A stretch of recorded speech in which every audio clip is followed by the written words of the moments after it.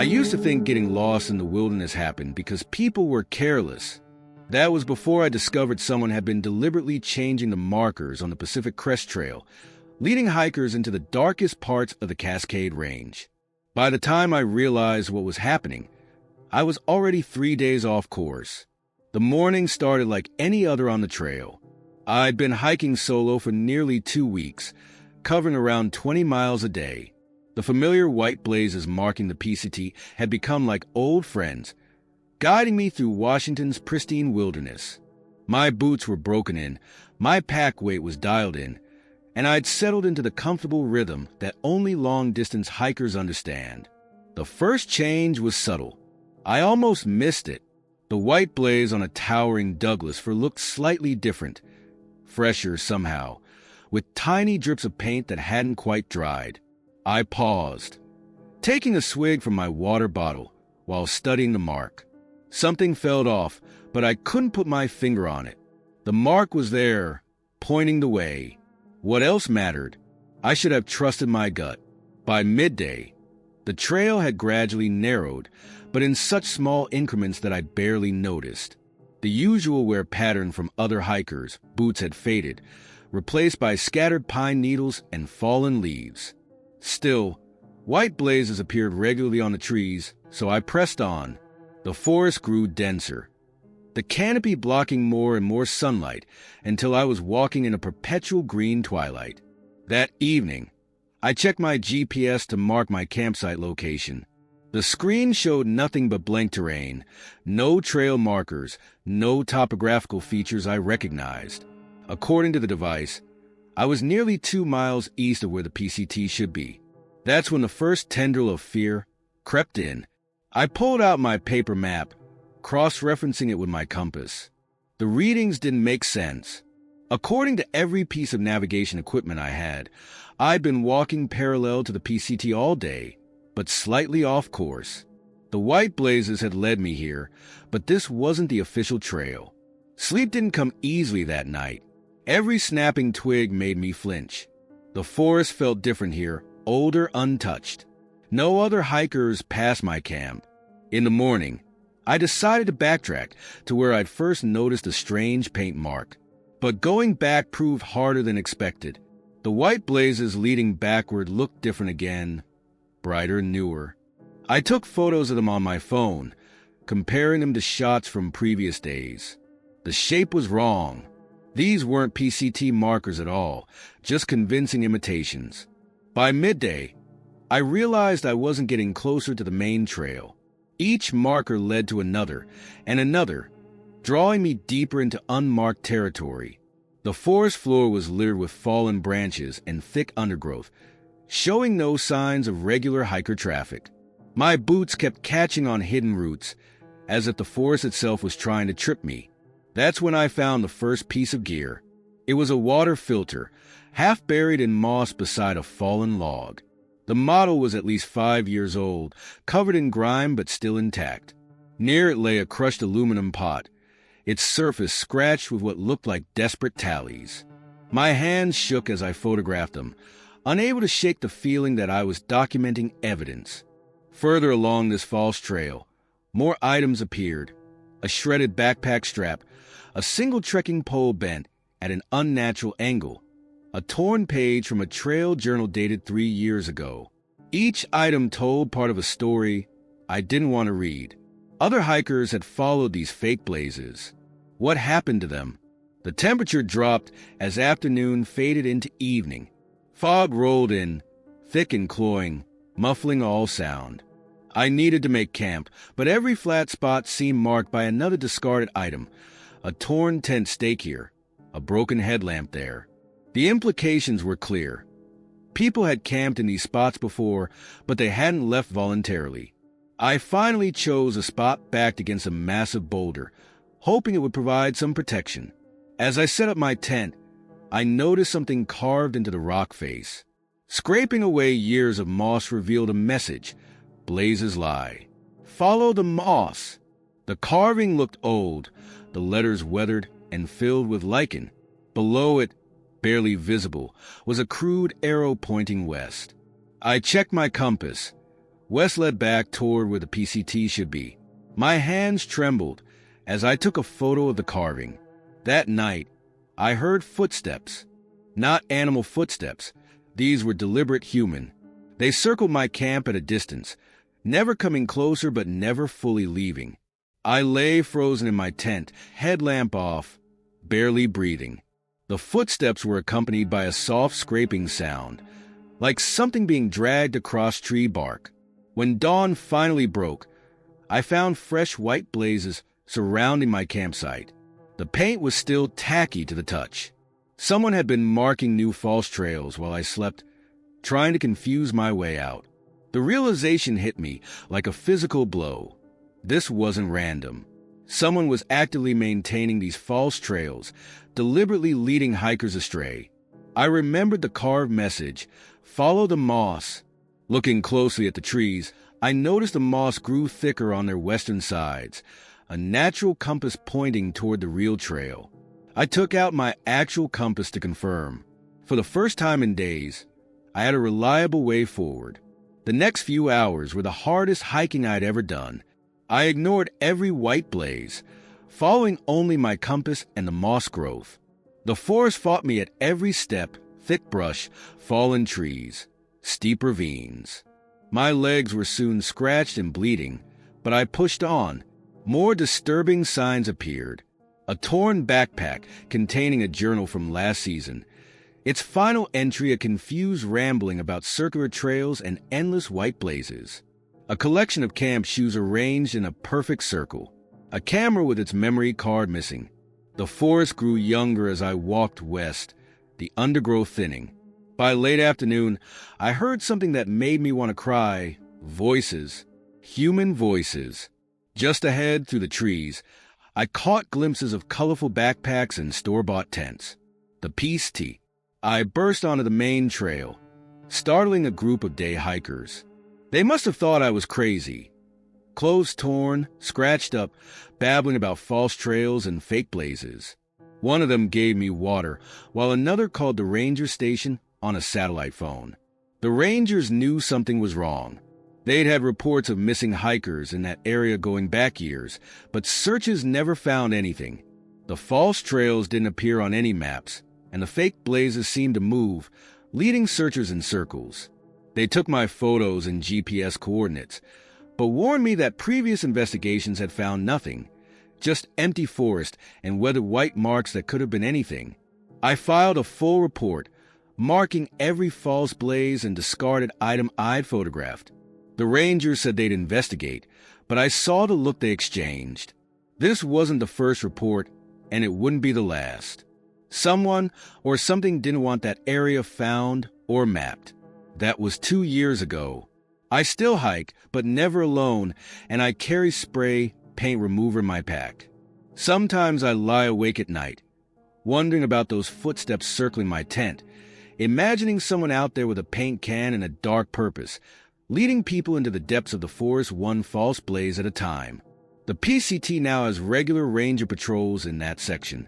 They report that white blazes sometimes appear where none existed the day before, always leading east into untouched forest. They found no evidence of who makes them. The marks seem to generate themselves, a spreading network of false trails growing like pale fungus across the bark of ancient trees. But most disturbing are the new missing hiker reports that come in each season. They all share one detail. Hikers report following white blazes that led them off the main trail, blazes that looked freshly painted, blazes that shouldn't have been there. I've checked my photos from that trip dozens of times. The fake blazes show up clearly, but in each successive photo, they're slightly different. The shape changed, the paint fresher or older, as if they're alive and shifting. In the final photo, taken just before I found my way out, the blaze almost looks like a handprint. Sometimes I wonder about the person who carved that warning about the moss. Did they make it out like I did? Or are they still out there, wandering trails that circle endlessly through the darkest parts of the forest, following white blazes that lead nowhere? I don't know. But if you're hiking the PCT and see a white blaze that looks a bit too fresh, a bit too perfect, check your compass. Check the moss. And whatever you do, don't follow the blazes. The first tree fell at midnight. We thought it was natural until we found a clean cut at its base, still sticky with sap. By the time we realized someone was systematically trapping us in the wilderness, the forest had become our cage. I remember Jenny checking the weather forecast obsessively before our weekend camping trip. "It's supposed to be clear," she kept saying, showing me her phone screen.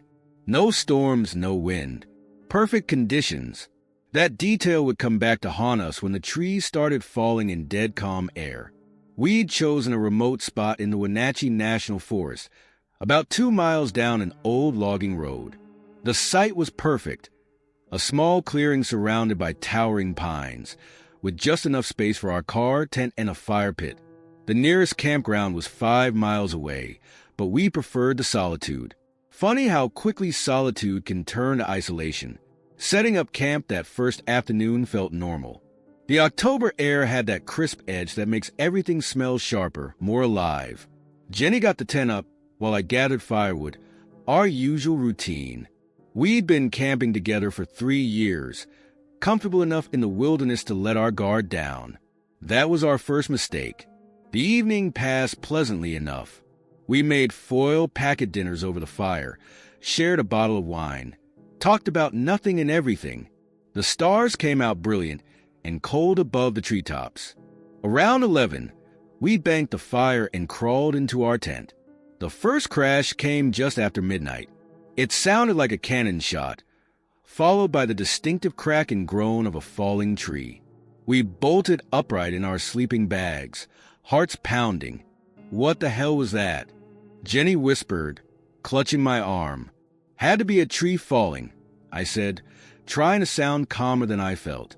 "Probably dead standing timber." We unzipped the tent and emerged into the moonlight with our headlamps. The sound had come from behind our car. Sure enough, a massive pine had fallen across the logging road we'd driven in on. The tree was at least 3 feet in diameter. It wasn't going anywhere without a chainsaw. "We can call the ranger station in the morning," I said. "They'll help us clear it." Jenny was examining the base of the fallen tree with her headlamp. "Mark," she called, her voice tight. "Come look at this." The cut was unmistakable. A clean diagonal slice through the trunk, made by something sharp and powerful. Fresh sap gleamed in our lamplight. This tree hadn't fallen naturally. Someone had cut it deliberately. We stood there in stunned silence, the implications sinking in. Someone was out here with us. Someone with tools and unknown intentions. Our cell phones showed no signal. We'd known that when we chose a spot. The nearest help was 5 miles away through dark forest. "We should pack up," Jenny said. "Try to move the car around the tree somehow." I nodded. But before we could move, another crash echoed through the forest. This one from the other direction. We spun around, lights scanning the darkness. Another massive pine had fallen across the logging road about 50 yards ahead of our car. We were boxed in. The rest of that night was endless. We stayed in the car with the doors locked, jumping at every sound from the forest. Nothing else fell. Whoever was out there seemed content with trapping us in place. Dawn brought no comfort. In daylight, we could see just how thoroughly we were trapped. The fallen trees were precisely placed, far enough apart that we couldn't move them by hand, but close enough to completely block any vehicle movement. The forest was dense on both sides of the logging road, too thick with undergrowth to drive around the blockade. Jenny tried hiking out to get cell signal while I examined the cuts on both trees. They were identical, clean diagonal slices made by what had to be a chainsaw. But we'd heard no chainsaw noise, just the crashes of the falls. How was that possible? She returned an hour later, shaken. "There are more fallen trees," she reported. "They form a circle around us, about a quarter mile out in every direction, all with the same cuts." We spent the morning trying to think rationally. We had food and water for 3 days. Someone would notice if we didn't return to work on Monday. The ranger station knew roughly where we were camping. We checked in with him on the way and standard procedure for backcountry camping. Around noon, we heard it, the distinctive crack of another tree beginning to fall. We watched in helpless horror as a third pine crashed down, this one closer to our campsite. Like the others, its base showed the same clean diagonal cut. "Did you see anyone?" Jenny asked, scanning the forest. "Any movement?" I shook my head. How was someone cutting these trees without us seeing or hearing them? By sunset, 2 more trees had fallen. Each one carefully placed to tighten the circle around our camp. We'd spent the day gathering our supplies into the car, ready to run if we got the chance. But run where? The fallen trees formed an interlocking barrier. Too high to climb over, too heavy to move. The second night was worse than the first. Every snapping twig sounded like another tree starting to fall. We stayed in the car again, watching the forest for any sign of movement. Sometime after midnight, Jenny grabbed my arm. "Look," she whispered, pointing toward the edge of our headlights' reach. Something reflected the light, a quick metallic glint among the trees. By the time I focused on the spot, it was gone, but we both knew we'd seen it. Someone was watching us. The third day brought more falls. They seemed to happen at random intervals, but always with the same result: a perfectly placed tree, a clean diagonal cut, and no sign of who was doing it. The circle tightened. We could no longer drive the car more than a few yards in any direction. We tried cutting through one of the logs with our camping hatchet. After an hour, we'd barely made a dent. These were old-growth pines. They were dense and hard. Without proper tools, we might as well have been trying to chop them with spoons. That afternoon, we found the first message. It was carved into one of the newly fallen trees. Crude letters cut deep into the bark. "Staying warm." The temperature was dropping. We'd been running the car periodically for heat, but our gas tank wouldn't last forever. Whoever was doing this knew exactly how vulnerable we were. More trees fell through the afternoon and evening, each one placed with surgical precision. The circle of fallen timber around us was now only about 50 feet in diameter. Our world had shrunk to a tiny clearing containing our car, tent, and fire pit. The fourth morning, we woke to find our car wouldn't start. Someone had gotten close enough during the night to tamper with the engine. We were now completely trapped and without shelter except for our tent. The messages continued to appear, carved into fresh fallen trees. "Running LOW on food yet? Battery dying?" Getting closer, each one showed an intimate knowledge of our situation. Our phones were nearly dead. Our food supply was dwindling. The weather was getting colder. That night, the falls came faster. Every hour or two, another massive pine would crash down, further tightening our prison. By midnight, we could barely see the stars through the web of fallen trucks above us. We huddled in our tent, listening to the forest. The metallic glints appeared more frequently now, moving between the trees just at the edge of visibility. Sometimes we heard what sounded like footsteps, but they seemed to come from impossible directions.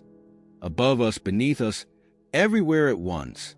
The fifth morning, we woke to find a final message carved into the last standing tree near our tent. "Ready, T.O., join the others?"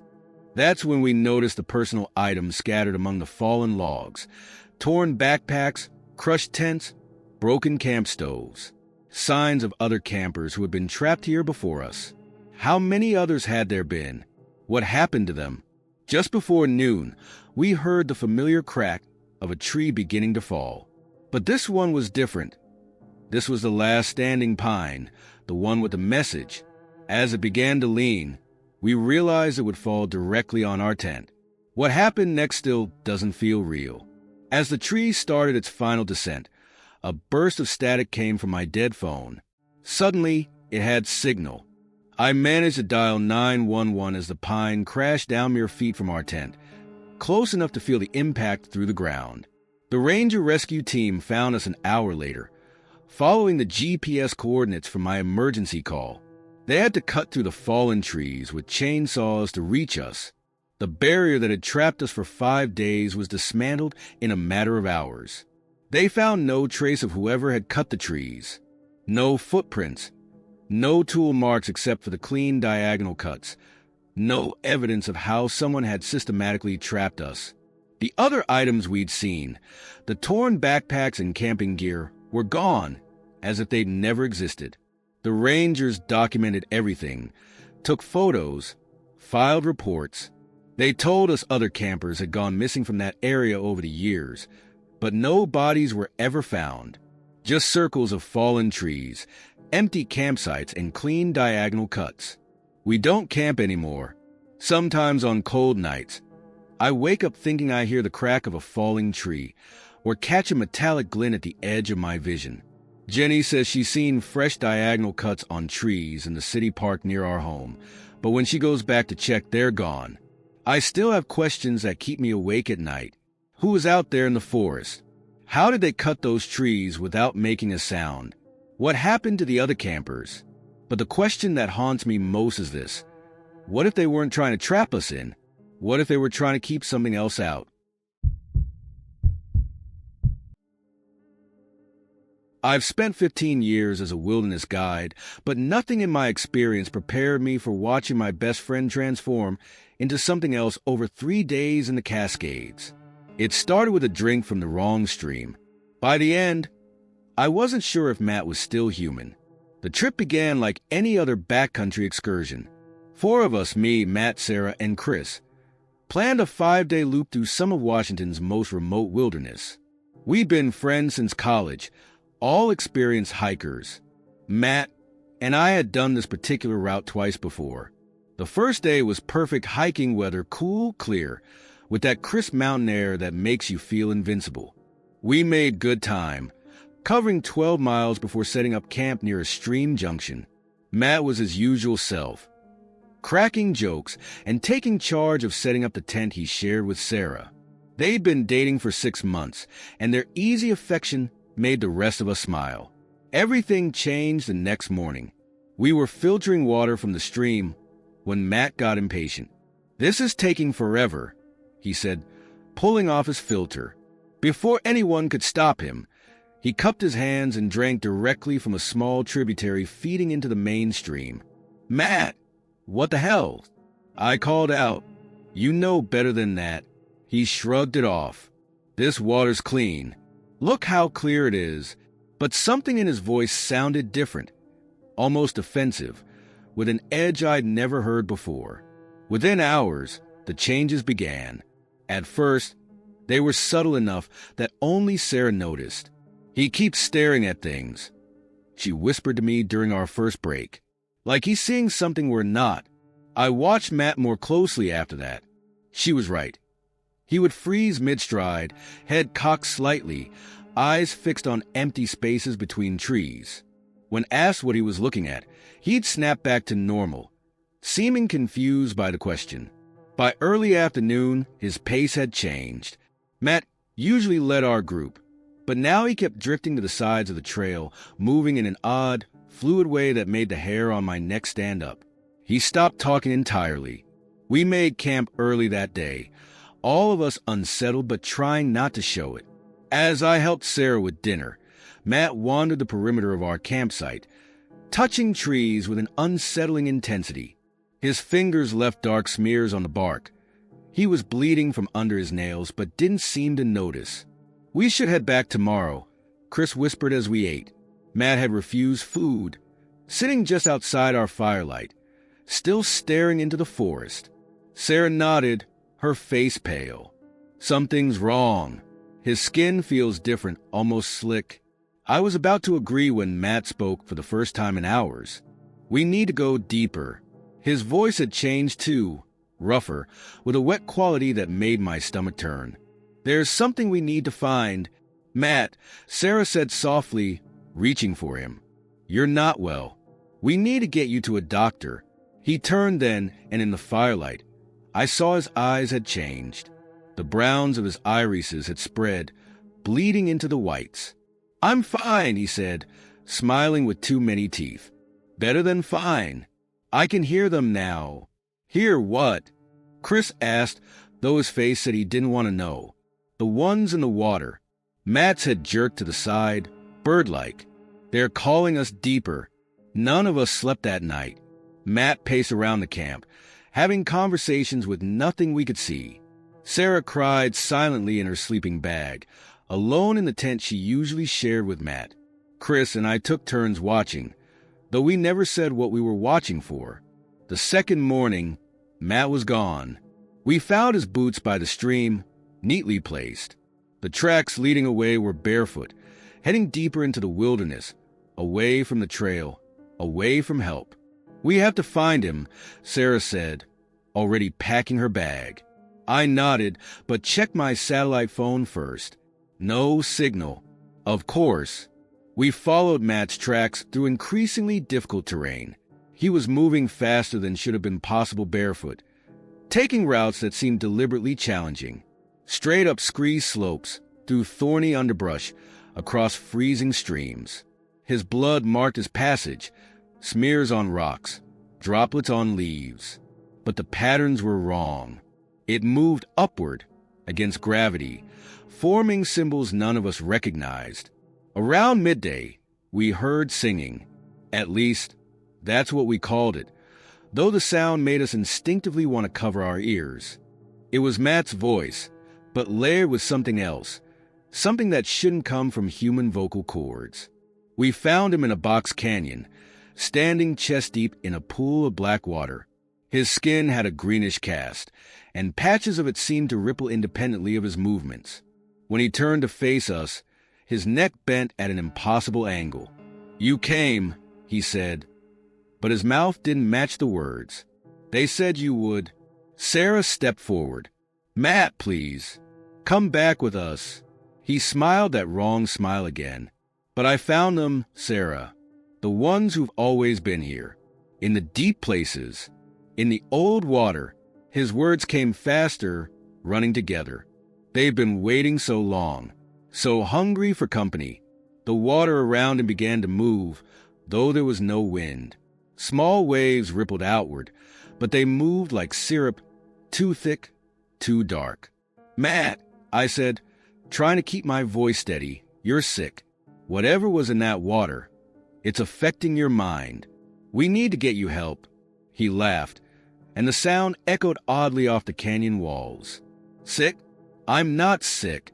I'm changing, becoming." His skin rippled again, and for a moment, I saw something move beneath it. "They want to change all of us." Chris had been quietly filming everything on his phone. Later, he would show the footage to disbelieving rangers, doctors, scientists. In the video, you can see the moment Matt's form begins to blur, like heat waves off hot pavement. "Sarah," he called, extending a hand that no longer looked quite solid. "Join me. The water's waiting." Sarah took a step forward before I could grab her. The look on her face, I'll never forget it.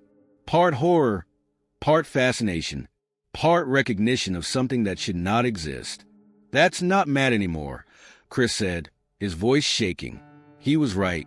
What stood in the water only vaguely resembled our friend now. His edges had become indistinct, blending with the black water. His eyes were completely dark, and his skin moved like something was swimming beneath it. When he spoke again, other voices spoke with him, a chorus of wet sounds forming words. "You can't save him. He's already gone. But you can join him." The water began to rise, though no rain had fallen. Dark liquid seeped from the canyon walls, running upward, defying gravity. The pool around Matt deepened, spreading toward us. "Run," I said, backing away.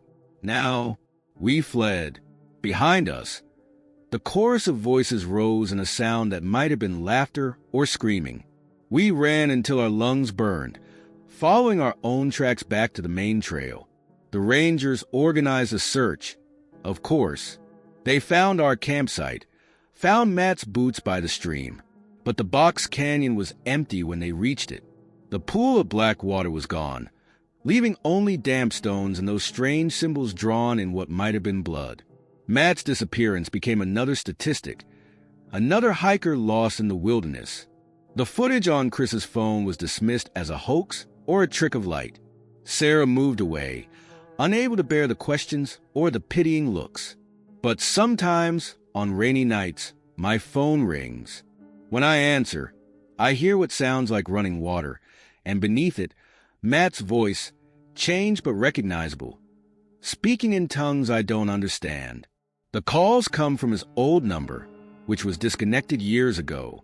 I've gone back once alone, to that stream where it all began.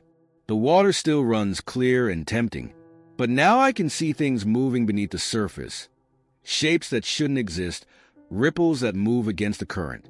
And sometimes, just at the edge of hearing, I catch fragments of familiar voices, calling from the deep places. They're still there, waiting.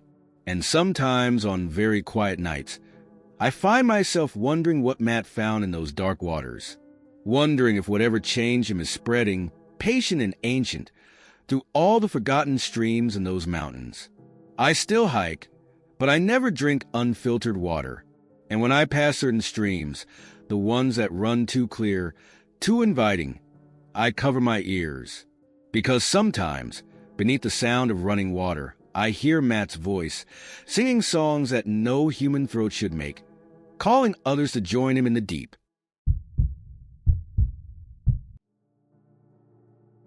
I found the first set of tracks on day 2 of my solo winter trek, a perfect mirror of my own snowshoe prints appearing alongside my trail.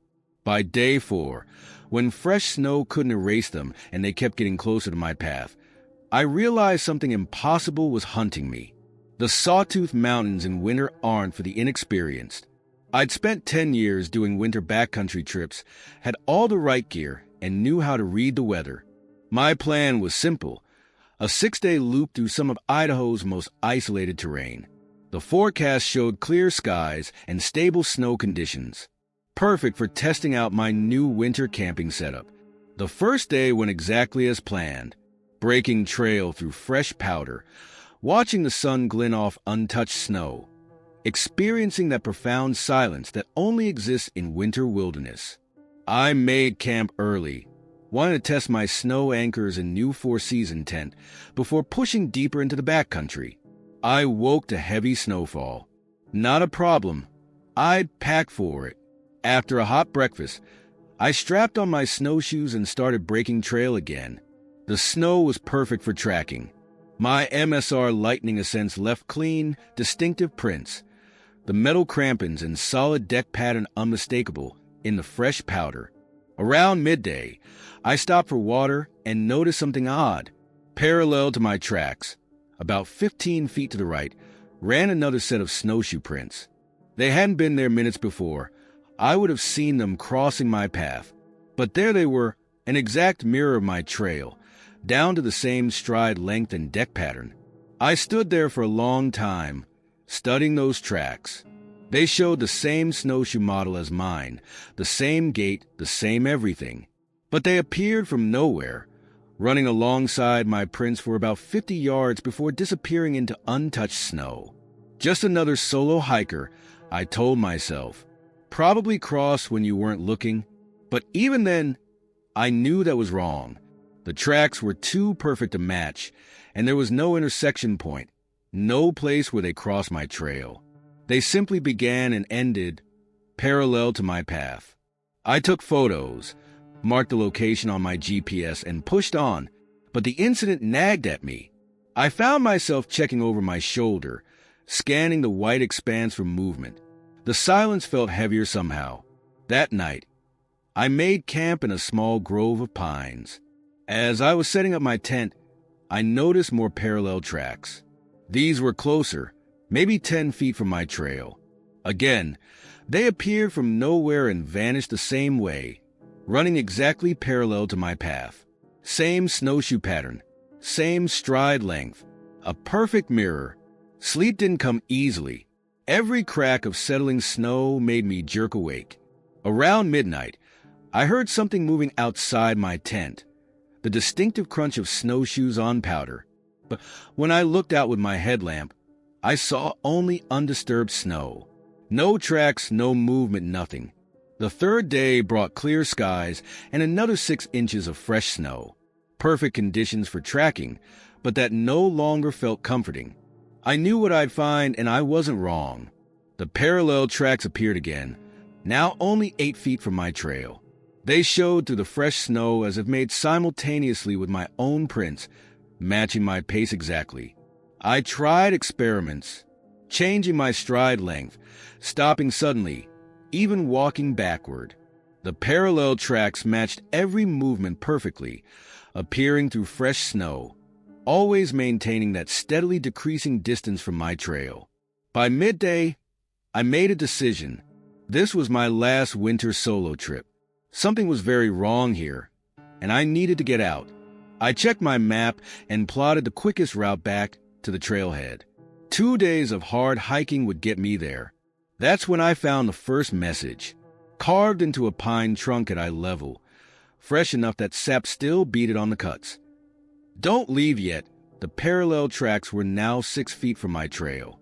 I pushed harder, covering ground as fast as my snowshoes would allow. But distance didn't help. Every time I stopped to check, the tracks were there, matching my pace, drawing closer. 5 feet away, then 4. That night, I didn't bother with the tent. I dug a snow cave, feeling safer with solid walls around me.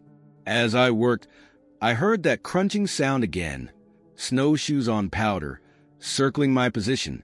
But every time I looked up, the snow was undisturbed. I didn't sleep, couldn't. The sound of snowshoes circled all night, drawing closer, then retreating, like something testing my defenses. By morning, a new set of parallel tracks ran right through the middle of my camp, just 3 feet from my snow cave entrance. The 4th day dawned clear and cold. As I packed up, I found another message carved into my snow shovel handle. Impossible, since the tool had been inside the snow cave with me all night. Almost time the tracks were now 2 feet from my path. I abandoned any pretense of normal hiking. I ran, as much as one can run in snowshoes. My lungs burned in the cold air, sweat freezing under my layers. But still the tracks appeared, matching my desperate pace perfectly, drawing closer with each mile. Around noon, the snow began again, heavy flakes that should have obscured any tracks. But the parallel prints kept appearing through the fresh powder, now barely a foot from my own. Close enough that I could see they were perfect mirrors. When my right foot fell, the parallel tracks showed a right foot. When I stumbled, they showed the same stumble. I reached a ridge overlooking a frozen lake and stopped to catch my breath. That's when I saw it, movement in the swirling snow. A figure, exactly my height and build, wearing the same winter gear. It moved the way I move, matched my posture exactly, like watching myself in a mirror, but it had no face. Where features should have been, there was only smooth, white blankness. As I watched, it raised its arm in perfect sync with my own involuntary movement. Even through my layers, I felt a deep cold radiating from its direction. I ran, left the ridge in a controlled slide, tumbling through deep snow. The parallel tracks followed, inches from my own now, close enough to touch, if I dared reach out, which I didn't, because I knew what I'd feel, a cold that went beyond temperature, beyond physics, beyond reason. The messages appeared more frequently now, carved into trees, scratched into ice, written in disturbed snow. Almost there, getting closer, becoming by sunset, the tracks merged with mine. Not crossing, not intersecting, merging. My prints began to blur, as if 2 sets of identical tracks were occupying the same space. The cold grew more intense. My movements felt sluggish, not from exhaustion, but from something else, like my body was becoming less solid. I made one final camp, no longer bothering with shelter. What was the point? The figure stood at the edge of my headlamp's beam all night, mirroring my every move. Its blank face began to ripple, like snow and wind. In the dark, I heard its voice, my voice, but wrong somehow. Empty. We've walked parallel paths long enough, it said. Time to merge trails. When dawn broke, I couldn't feel my extremities. Not from cold, They were simply becoming less distinct. My tracks in the snow looked strange, as if two people were walking in the same space. The figure was closer now, its edges blurring into the air around it. The last message appeared in frost on my compass. "You're already me." I don't remember much after that. Rangers found me 2 days later, huddled in a snow bank near the trailhead. They said I was lucky to be alive. Said I had the worst case of frostbite they'd seen in years. Said my tracks in the snow looked strange, like two sets of prints somehow occupying the same space. The doctors saved most of my fingers and toes. They said the tissue damage was odd, not typical frostbite patterns. More like my extremities had simply started to fade away. I don't winter camp anymore. Can't. Because sometimes when it snows, I see tracks appearing next to my footprints. Perfect mirrors of my stride. And in reflective surfaces, windows, mirrors, still water, I catch glimpses of a figure matching my movements exactly, wearing my face, getting closer. The parallel tracks are still out there, drawing closer to someone else's trail. And sometimes, on cold nights, I wonder if I truly made it back from those mountains, or if something else came back wearing my face, leaving tracks that blur the line between one set of prints and another. Because the strangest thing? In photographs from that trip, my face looks different, smoother, less distinct, like it's slowly becoming blank.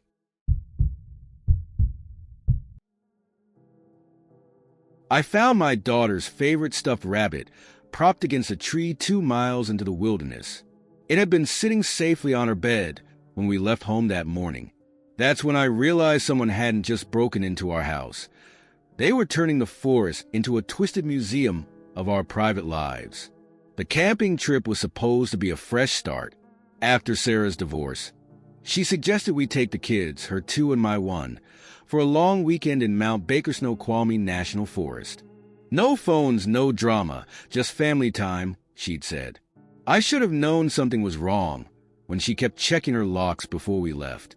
The morning started normally enough. I picked up Sarah and her kids, Mason and Emma, at 7. My daughter Lily was excited to share a tent with Emma. At 8 years old, they were inseparable. We'd planned this trip carefully, chosen a remote spot Sarah and I had camped at years ago. The 2-hour drive was filled with kid chatter and excitement. Even Mason, usually glued to his phone, got into the spirit once we hit the Forest Service road.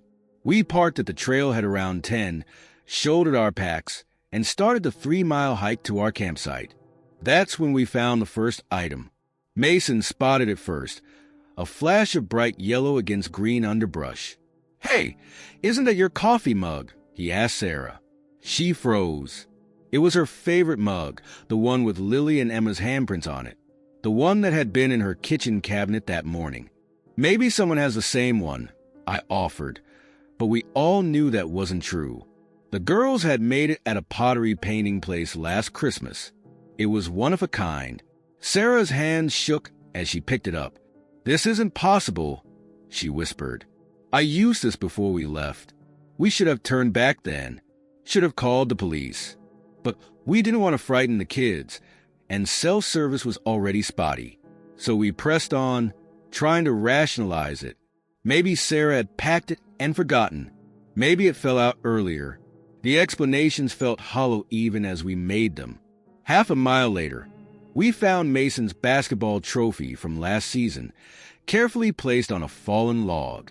The same trophy that sat on his dresser at home. Then came one of Emma's hair ribbons, tied to a branch at eye level. Each item was deliberately placed, like exhibits in a demented gallery. The kids noticed our growing unease. "Mom," Emma tugged at Sarah's sleeve. "How did my ribbon get here?" "Someone's messing with us," Mason said, his teenage bravado not quite hiding his fear. "We should go back." But going back meant admitting something impossible was happening. So we pushed forward, each new discovery making my stomach twist tighter. A framed photo of Sarah and her ex-husband, the glass freshly shattered. My spare house key, hung from a branch by its Detroit Lions lanyard. Lily's multiplication homework from last week, The pages fluttering in the breeze. When we found Lily's stuffed rabbit, Mr. Hops, her bedtime companion since she was 3, Sarah grabbed my arm hard enough to bruise. "They've been in our houses," she said, her voice tight with panic. "While we were packing, while we were driving, they took these things and brought them here." The kids were properly scared now. Lily clutched Mr. Hops, tears streaming down her face. "How did he get here, Daddy?" I had no answer. The items kept appearing, more personal, more private with each discovery. Sarah's divorce papers, marked with fresh coffee stains. The birthday card Mason never sent to his dad. The diary Emma kept under her mattress, open to entries about her parents fighting. Then we found the pictures. They were recent, taken that morning. Us packing our cars, the kids getting in, all shot from odd angles, like someone watching from bushes or through windows. And behind each photo, scrawled in red ink, "Following your trail."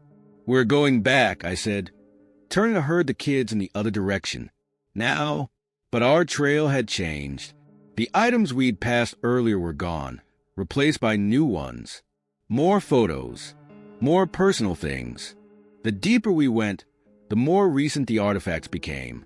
A receipt from our gas station stop 2 hours ago. The wrapper from Emma's granola bar she'd eaten at the trailhead. Mason's phone, the one he'd supposedly left in the car. It was still warm. "They're hurting us," Sarah whispered. "These things, they're leading us somewhere." She was right. The personal items now formed a clear path, each one placed just far enough apart to draw us forward. And the items were getting more disturbing. My house key, not the spare, but the one I just locked my door with. The parking stub from the trailhead, still wet with morning dew. A photo of us finding the coffee mug, taken less than an hour ago. The kids were crying now. Even Mason. We tried calling for help, but our phones showed no signal. All except Mason's phone on the trail. It showed full bars but wouldn't turn on. Then we found the tent. Our tent. The one we'd packed that morning. Somehow it was here, 3 miles ahead of us, perfectly set up in a small clearing. Around it, arranged in a precise circle, were items from the deepest parts of our homes. Sarah's hidden cash stash, my locked drawer of important papers, the children's private treasures, and photos, hundreds of them, pinned to trees, spread on the ground, floating in the breeze. Photos spanning months, us sleeping, eating, living our private lives, all watched, all documented, all leading to this point. The final photo lay inside the tent. It showed us standing exactly where we were, looking at the tent. It was time-stamped 1 minute in the future. We ran. The forest seemed to fight us, branches grabbing at our clothes, roots trying to trip us. Personal items rained down around us. Papers, photos, pieces of our private lives scattered like confetti. The kids were screaming. Sarah was praying. I just ran, pulling Lily along, trying to remember the way back. We reached the trailhead as the sun was setting. Our cars were there, untouched. But they'd been searched. Everything inside was rearranged, placed with the same careful precision we'd seen in the forest. On my windshield was a final photo, us running down the trail, taken moments ago. The police found evidence of break-ins at both our houses. Every room had been methodically searched, but nothing was stolen. Instead, things had been moved slightly. Pictures tilted, furniture shifted an inch, drawers rearranged. They said it must have happened while we were hiking, but they didn't find our tent in the forest, or any of the photos, or any of our personal items. The trail showed no sign of disturbance. Just bears, they said, or teenagers playing pranks. We moved away after that, changed schools, changed jobs, changed lives. But sometimes we still find things, small items from our old houses, arranged carefully in our new homes. Photos of us sleeping in beds we bought last week. Notes written in red ink, still following. The kids won't go camping anymore. Sarah won't hike. I've gotten rid of most of my photos, my personal items, anything that could be used to create another trail. But sometimes, when I walk in the woods near our new home, I find familiar things. A coffee mug, a hair ribbon, a stuffed rabbit, and fresh photos, still warm from printing, showing me finding these same items. They're still out there, creating their twisted exhibition of our lives.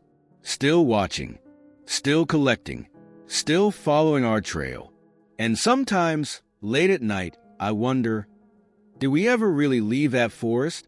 Or are we just part of their collection now, arranged as carefully as all those personal items, forever following a trail that leads nowhere? Because this morning, I found a new photo on my doorstep. It shows me writing this story. The timestamp is tomorrow. The figure appeared in our third campsite photo, a dark silhouette standing between the trees, barely visible in the twilight. We didn't see it until we checked the camera that night. By the time we found the last photo, taken from inside our tent while we slept, it was too late to escape. "Let's document everything," Kim had said, raising her new Canon like a shield against the gathering dusk. "This is our first real backpacking trip together." Jake nodded enthusiastically, already striking an exaggerated pose by our half-assembled tent. I remember checking the first few photos on the camera's display, laughing at Jake's antics. Everything looked normal. Just three friends starting a weekend adventure in Olympic National Park. The shadowy figure wouldn't appear until later, after we'd made camp.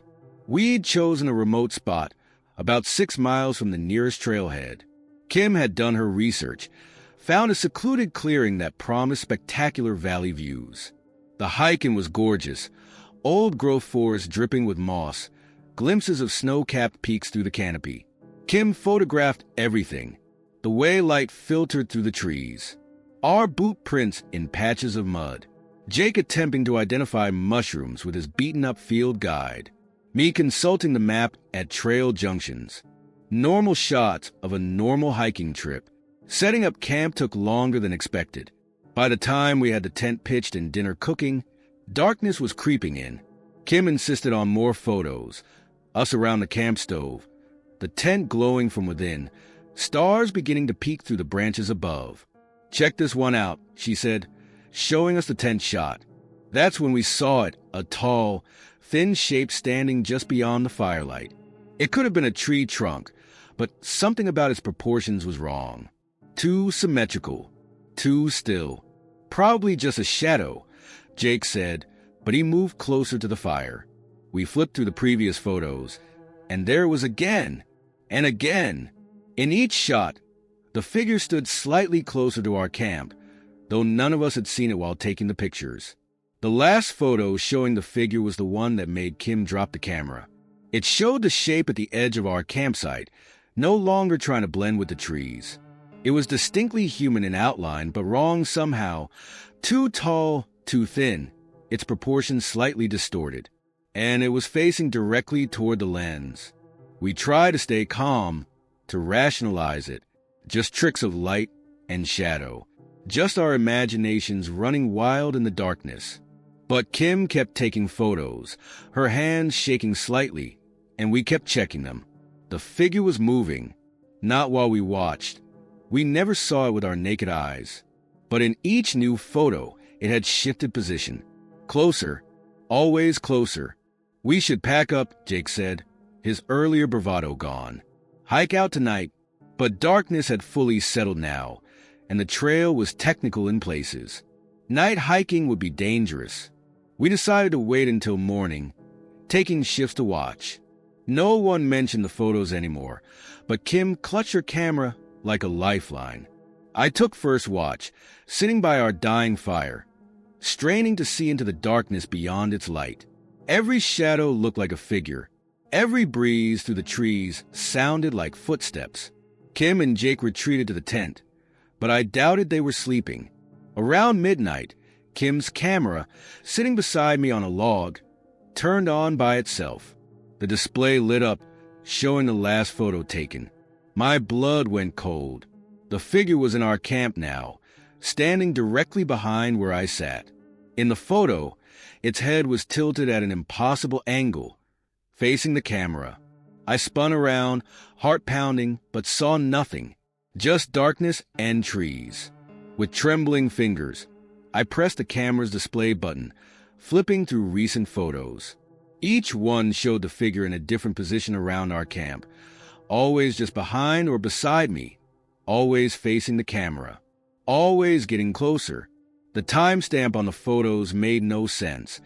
They were marked as being taken minutes ago, but I hadn't heard the shutter, hadn't seen any flash. The camera had been sitting silently beside me the whole time. I woke Kim and Jake. We huddled in the tent, watching the camera's display with horrified fascination as new photos appeared every few minutes. The figures circling our tent, standing at each corner, pressing against the walls. We could see no movement outside, hear no footsteps. But the photos kept coming. Closer, closer. The last photo appeared at 3:33 a.m. It was taken from inside our tent, looking down at our huddled forms. In the photo, we were sleeping, but we hadn't slept at all. Above our photographed bodies, the figure loomed, its face finally visible. It had no face. Where features should have been, there was only a smooth, dark surface that seemed to absorb light. In the photo, it reached toward Kim's camera with impossibly long fingers. The camera went dark.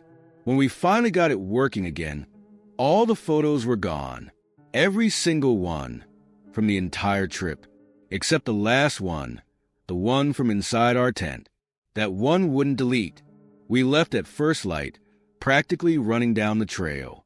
The morning was beautiful, sunny, completely at odds with the terror of the night before. We tried to laugh it off, blame it on overactive imaginations and too many campfire stories. But Kim's camera kept turning on by itself, showing that final photo, and in daylight, we could see more details. The figure's hand, reaching for the camera.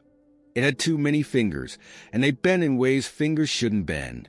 Its featureless face reflected none of the camera's flash. And behind it, on the tent wall, other shapes moved in the darkness. We made it back to the trailhead in record time. Kim threw her camera in her trunk, swearing she'd never use it again. We drove home in silence, each lost in our own thoughts. That night, my phone buzzed with a new photo notification. Somehow, Kim's camera had shared its photos to our shared cloud album. All of them, not just the ones from our trip, but hundreds more. Photos of us in our homes, at work, sleeping. In each one, the figure stood watching. In each one, it was closer. The timestamps on the new photos were for times that hadn't happened yet. Kim won't answer her phone now. Jake moved away without telling anyone where he went. I've destroyed every camera I own, but it doesn't matter. The photos keep appearing, on my phone, my computer, in text messages from numbers that don't exist. The figure is always there, getting closer. The most recent photo showed it standing in my bedroom, watching me write this. Its featureless face was turned toward the camera, but I know it was watching me. Its hand reached toward me with those wrong, bent fingers. The timestamp on that photo is 10 minutes from now. I can hear the camera shutter clicking in the darkness behind me. Click, click, click. Each sound brings a new photo, a new timestamp, each one closer than the last. In the latest one, its fingers are almost touching my shoulder. The camera is clicking faster now. Closer. The figure is no longer content to simply watch through the lens. It's coming through. The next photo will be the last. I know this because I can see the timestamp. It's now. The final photo shows an empty chair in front of a computer, a story half written on the screen. A dark figure stands where the writer should be, its featureless face turned toward the camera. The timestamp reads, now